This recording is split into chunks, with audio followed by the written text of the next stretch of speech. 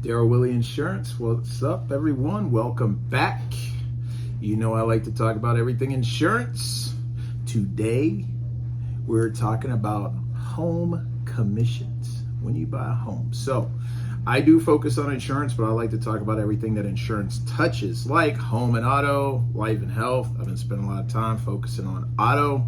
So that seems to be a priority on a lot of people's minds right now, but I want to get into this home article conversation by Karen Doyle. Okay, housing market 2024, why Americans pay higher real estate commissions than the rest of the world. I did not know that, but this is what they say is true. So let's get into it. If you've ever bought or sold a house, you may have been surprised at the commissions that was paid to the realtors on the sale. In the U.S., commissions on home sales are typically between 5 to 6% of the purchase price. But commissions on property sales in other countries are far less, sometimes half of what consumers pay in the U.S. Now, that could be true, but I will tell you this. I've lived outside of this country for about 8 years, and in other parts of the world, people actually put down 20% on a home. Not 0, not 3, not 5, not 10, but 20% on a home. So, just depends on how you want to look at it, right? Why do Americans pay higher real estate commissions? Here's what you need to know. A real estate transaction may have two brokers, okay? Any given real estate transaction in the U.S. may involve two brokers, one representing the seller and the other representing the buyer. The reasoning behind the high commission rate in the U.S. has typically been that the listing, which is seller's broker, charges the seller 6% and splits the commission with the broker representing the buyer. In other countries, it's rare to have an agent representing the buyer, which keeps the commission lower. Okay, so let me give you that again.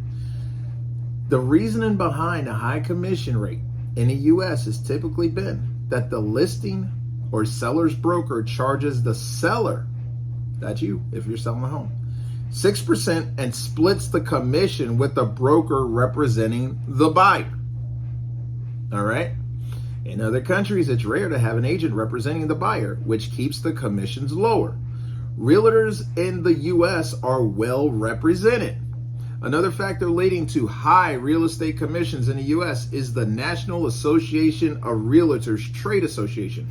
While commissions are always negotiable, remember that, negotiable, this powerful organization to which most real estate agents belong dictates that listing brokers who market their listings on the MLS, that is called the Multiple Listing Service, must include an offer of compensation to cooperating brokers, i.e. the buyer's broker, okay? It does not dictate the amount or who must pay it. That's very important. But sellers traditionally footed the bill. Things may be changing though. The way buyer's agents are compensated may be changing, which could reduce overall real estate commissions. Will they give us a better service? I don't know. But the commissions may be changing. On April 23rd, 2024, a $418 million settlement was approved between the National Association of Realtors and a group of home sellers who sued over commission rules. Let me give you that again.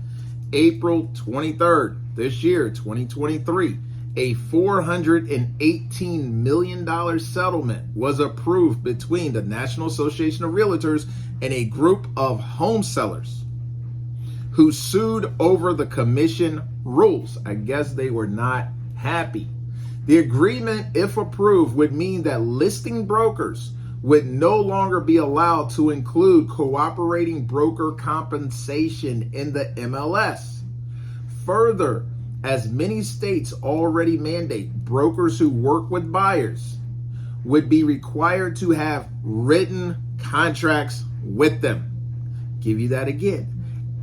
As many states already mandate, brokers who work with buyers would be required to have written contracts with them.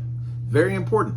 Thinking is that if the rules are approved, sellers might be less likely to pay buyers' brokers, which would leave buyers to pay for their own agents. Okay, that's a wrinkle if they choose. Because buyers' resources are often limited, it's possible that competition for their business would result in lower commissions for their agents. This is why I'm hearing time and time again that agents may be getting out of real estate.